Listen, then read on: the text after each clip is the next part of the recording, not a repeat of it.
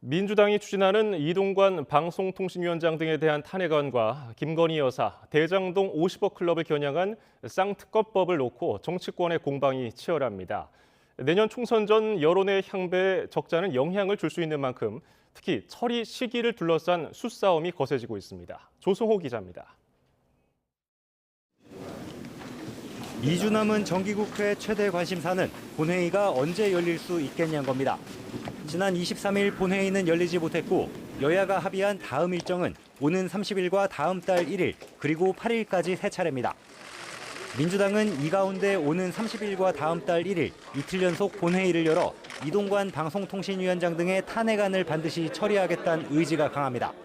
본회의 보고 24시간 이후 72시간 이내에 표결하지 않으면 탄핵안은 자동으로 폐기되기 때문입니다. 당초 여야 합의대로 오는 30일 본회의를 열어서 이동관 방통위원장에 대한 탄핵안을 반드시 처리할 계획이고요.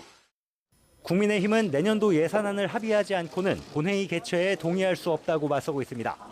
이 위원장을 앞세워 내년 총선 전 방송을 장악하려는 시도를 막겠다는 민주당과 제1야당이 정쟁의 의사 일정을 악용하려고 한다는 여당이 정면으로 충돌한 겁니다. 의회 폭주를 감행하려는 것은 정치 도의적으로도 맞지 않고 일종의 막장 정치입니다. 이렇다 보니 각종 민생 법안에 다음 달 2일이 법정 처리 시한인 내년도 정부 예산안까지 줄줄이 표류하는 모습입니다.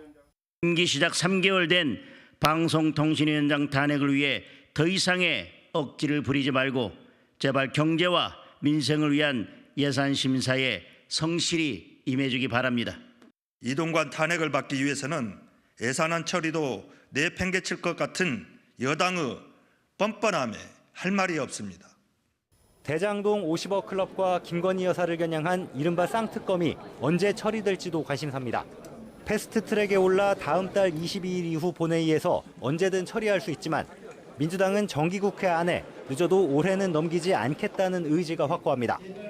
과반의석 민주당 단독 처리가 가능해서 사실상 시간 문제인데 정치권의 시선은 김 여사 특검에 쏠리고 있습니다. 특검법이 시행되면 특별검사 임명과 준비 기간을 거쳐 한 달 뒤 수사가 시작됩니다.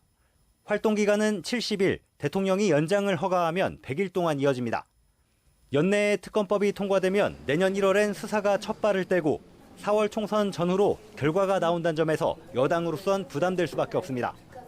윤석열 대통령의 거부권 행사 여부가 변수지만 대통령실도 여당도 여론 역풍을 염두에 둬야 합니다. 만약에 국민의힘 의원들이 제의 요구권에 대해 가지고 재의결을 하지 않으면은 당신들도 그럼 김건희 여사 수사에 반대하는 거냐? 그럼 니네도 방탄이다. 통상 모든 정권들이 가족의 비리 혐의들을 그 대통령이 그것을 감쌌을 때 같이 발목 잡혀서 늪으로 빠져드는 현상은 훨씬 더 가속화되거든요. 내년도 예산안을 법정 시한 내 처리해 국정운영 부담을 덜어줘야 하는 여당 입장에서 본회의를 번번이 미룰 수도 없습니다. 민주당도 대여 공세 수위를 낮추지 않고 있는 터라 총선 전 연말 의사 일정은 한치 앞을 내다보기가 힘든 상황입니다. YTN 조성호입니다.